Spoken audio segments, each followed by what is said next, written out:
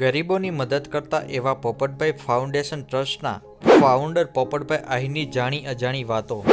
એ તો તમે જાણતા જ હશો કે વર્ષ 2019માં સુરતમાં શરૂ કરવામાં આવેલ પોપટભાઈ ફાઉન્ડેશન નામની સંસ્થા શહેરના જુદા જુદા ભાગોમાં પહોંચી ગરીબ અને નિઃસહાય લોકોને વિનામૂલ્યે જીવન જરૂરિયાતની વસ્તુ પૂરી પાડે છે.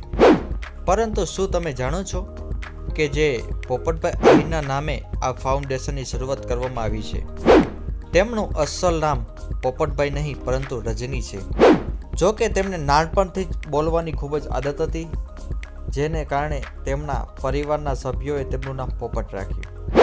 હાલમાં ગરીબોની સેવા માટે જાણીતા બનેલા પોપટભાઈએ ભાવનગરના અનાથાશ્રમ સ્કૂલમાં પ્રાથમિક શિક્ષણ મેળવ્યા બાદ સુરતની પીટી સાયન્સ કોલેજમાં BSc નો અભ્યાસ કર્યો છે.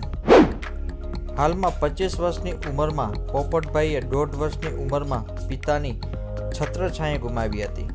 તેમના પરિવારમાં માતા અને તેમના મોટા ભાઈ છે. તે તેમના NGO દ્વારા સમાજ સેવામાં જોડાયેલા છે. તેમની કમાણી પણ YouTube વિડીયો, પ્રમોશન વગેરે આધારિત છે.